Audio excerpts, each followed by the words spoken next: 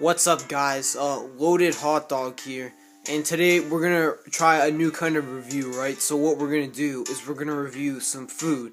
You know, the thing that keeps us all alive. I think it's only fair that we judge it because, you know, us humans, we need to eat. We need to eat the things that keep us alive, and we need to eat the best things that keep us alive. So today we're going to be reviewing some McDonald's. It's food that people eat, and you know, it's pretty by the number stuff. So let's start with this bag. So we can start with the drink, the important cornerstone of any meal. It's you drink it and it's good. I have Sprite, so gonna drink some of it. Good Sprite, good quality Sprite. Alright, so let's get into the real meat of this video. See what I did there. Let's check out the meal, right? So I'll lay it out.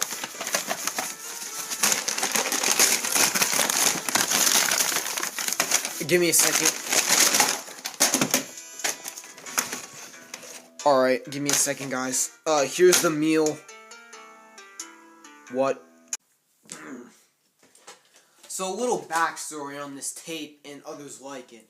Back in 1999, McDonald's was thriving. It was a pretty good place to be. Adults could go there to shut their kids up, and kids could go there to shut their faces up by eating tons of food. Maybe it wasn't the healthiest food you've ever seen in your entire life, but it was good, I guess. You know, it depends really on who you ask. So McDonald's thought, you know, we really gotta hit those kids in the mouth with some marketing. So they hired a studio, I don't really know what studio, to make these promotional cartoons. And, you know, it was about Ronald McDonald and his friends going on wacky adventures. It's called The Wacky Adventures of Ronald McDonald. My parents, in terms of how I obtained these tapes, my parents, I can only assume, because I wasn't alive in 1999, I can only assume my parents, you know, walked into their McDonald's for their daily dose of fried grease and pink slime. They went in there, they figured, oh, well, they have tapes here for $3, I might add. Whether that's really expensive or not is up to you. They went into the McDonald's. They probably thought, oh, hey, these would be cool for, like, Burger's older brother. I'm not going to disclose the names. So they picked up the tape, and we still have them to this day. Now, I remember watching these tapes when I was younger, but I remember watching them, but I don't remember the actual contents of them. So today we've got Ronald McDonald, Visitors from Outer Space. I doubt it's going to be rivaling Alien or anything. But today we've got Ronald McDonald, Visitors from Outer Space, and I'm going to review this to see just how well it held up. So let's get into it. Okay, so it starts in Ronald's house in the real world. What the hell? I thought this was a cartoon. Where's the consistency? I mean, you don't see SpongeBob starting off in the real world because that would look freaky.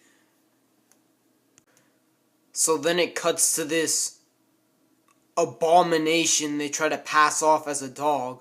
I understand that they were going for, like, you know, a dog that wasn't too realistic, but, like, that's not a dog, you know?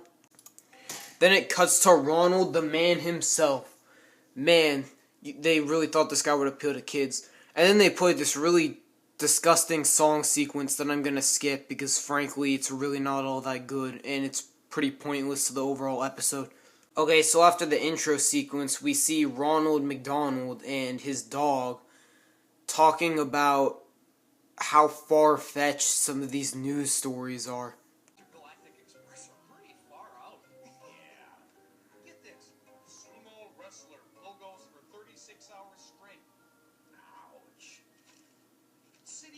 Drainage problem thanks to Sumo Pogo. Wow, Ronald McDonald reading the freaking news. Can you believe that? That's totally what I came for. The Wacky Adventures of Ronald McDonald reading the news. I wonder how he'd react to some of the stranger things that have happened in our world through the news. Maybe they should have made the cartoon based on that. But the weirdest issue at hand is you're a freaking psycho McDonald fast food mascot clown with your deformed, abominable dog who can also read the news and talk and all that jazz. And you think these stories are far-fetched. Are you kidding me, Ronald? Like, this is probably nothing compared to what you've seen. And, like, do you realize who you are, Ronald? First of all, you're not even real, so this whole rant is pretty pointless. But really? Is it really that far-fetched? When you're a freaking clown? I don't know, I don't really get that. Let's move on. Anyway, Ronald and Sunday, I think is the name of the dog, have this deep philosophical talk about aliens and how they could possibly be creeping up on us no matter where they are. We're doomed.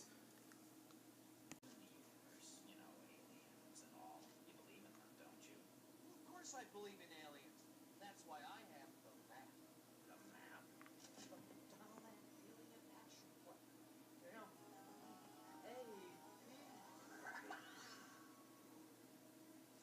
Damn. An alien guidebook. I see that Ronald is the man with the plan, the man to take precautions. I see. To go play that game, Ronald. As for me, I just so happen to have a similar guidebook that will give me and anyone else who needs it instructions on how to fight off psychokinetic whales. This is the psychokinetic whale guidebook. You ever need to fight off any psychokinetic whales, this is the guidebook you need to use to fight the psychokinetic whales off. Alright, I'm going to read you guys this guidebook. This is very important, alright?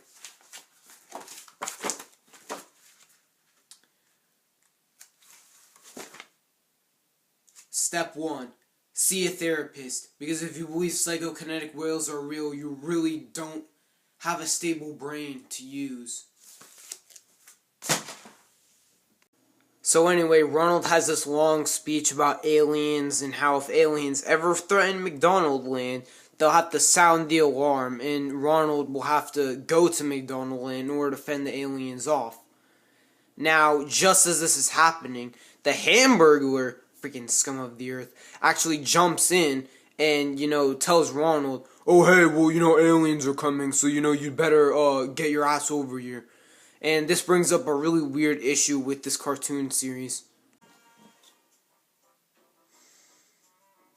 So what you're telling me is that Ronald McDonald, the owner of McDonald Land, doesn't even live in the own city that he rules.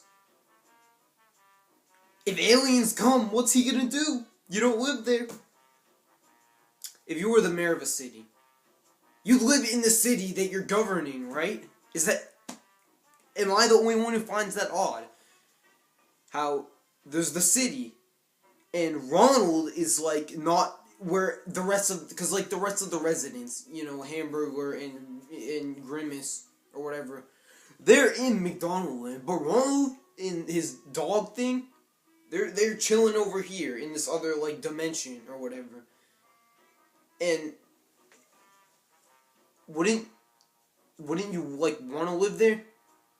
You own the city, pretty much. I don't understand how you'd not want to be there. So anyway, due to the fact that Ronald doesn't live in McDonald Land, him and what's-his-face have to teleport there to assist Hamburglar in fending off the aliens that he claims are there. So let's go. So anyway, Ronald sounds the alarm to warn everyone that the aliens are indeed in McDonald Land. He sounds the alarm instead of going there. And we finally get to see the animation. And it's alright. I mean, it's not bad by any means, but I mean, you could do better than that. The animation style actually reminds me a lot of a show that I can't quite put my finger on, so if anyone knows. But yeah, we see all the residents of McDonald Land hearing the alarm and rushing to the scene. And, chicken nuggets that are chickens. That's so goddamn clever.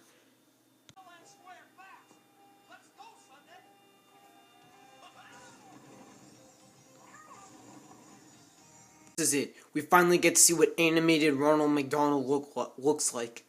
And he looks fine, I guess. Okay, so let's look at this picture of Ronald McDonald, right?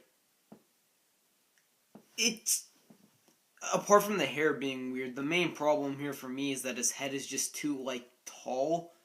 Like, it's too vertical, you know what I mean? So, I don't really care that much. I honestly don't know how much of a budget these guys had. But yeah, I just always thought Ronald looked really weird in these cartoons, so yeah. So anyway, with Ronald on the scene, they can finally start their plan to eradicate the aliens. Or at least, that's what you'd expect them to do. But it turns out all they do is just play an extremely ear-grating song that I'm not going to play because I don't want you to suffer the same fate that I did. That fate being the destruction of your ears.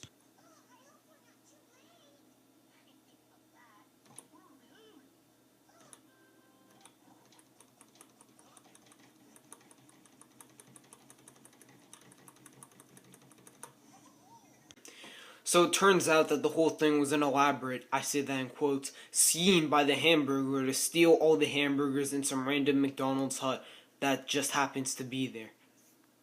Okay, so this brings up my three main issues with this, I guess, episode. It's multiple parts, so who cares? The first issue, hamburger, as always, stealing burgers like the scum of the earth he is. People pay for those burgers, man. And the second issue is kind of like an extension of that issue. Why would Ronald want to be friends with the guy who steals his burgers? If Hamburger is stealing your burgers, you don't have anyone to sell your burgers to, and that means less money. You like money, don't you, Ronald? You like kids eating your disgusting food? Then don't let Hamburger steal it away. Yet you're friends with this dude. I don't understand the logic here. And the third issue is that once you see the scene, the whole episode becomes really predictable.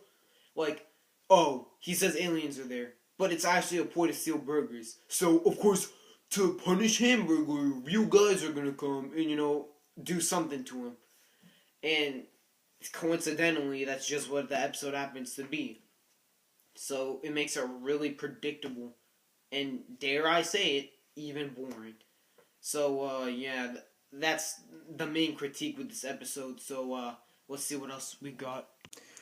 So anyway, they discover, they being the rest of the crew, that Hamburger has stolen burgers, and they're like, oh, well, you can't do that. And he's like, well, I'm the Hamburger, so I gotta do it. And Ronald's all like, oh, well, lying is bad. And, basic kid moral, it teaches you stuff. And then, they take the bag back, and, they decided to get back. And then all of a sudden, freaking aliens appear. Just out of the blue, just aliens. Here it comes. After Hamburger laughs a bit for a second.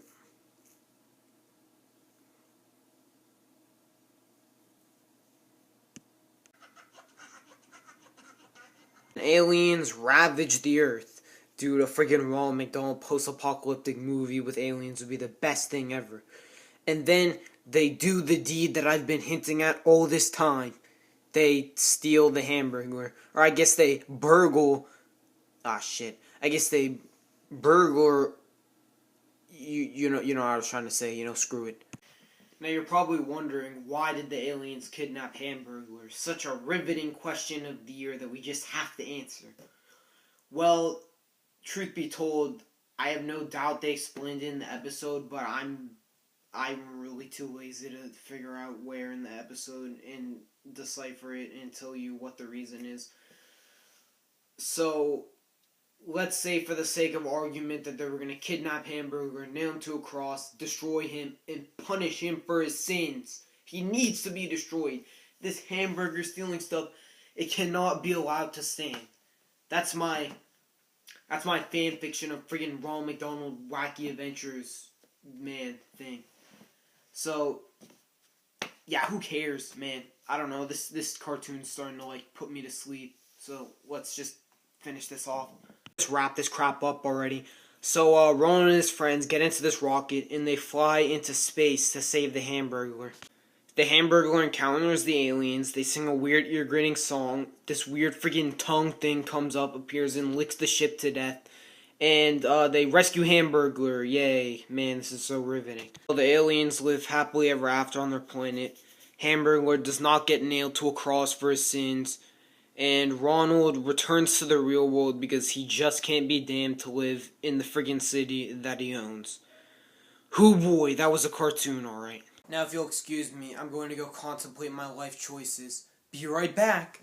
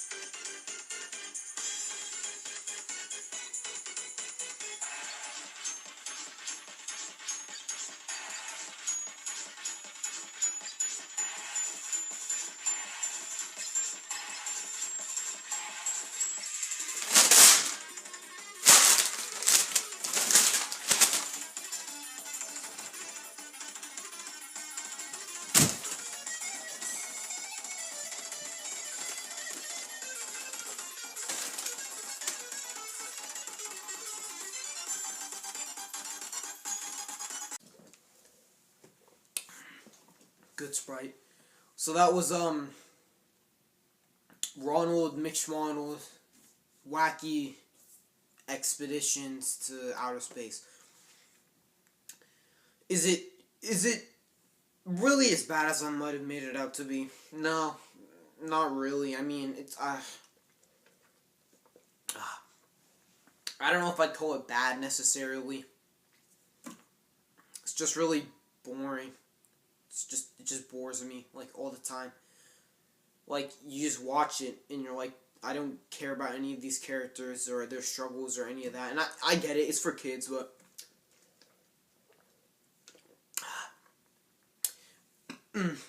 Excuse me.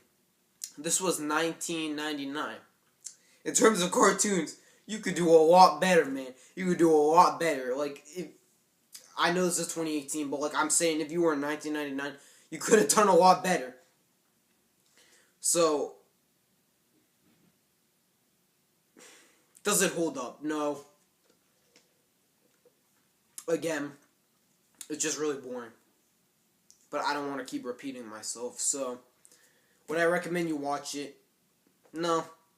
Just don't even bother. Just watch something else. That's pretty much all I've got to say.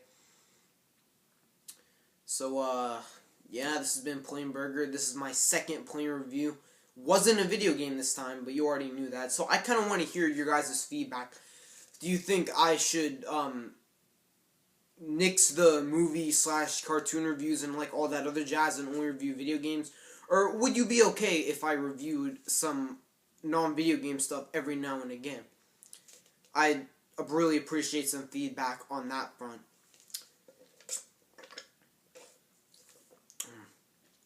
And with that, I bid you adieu.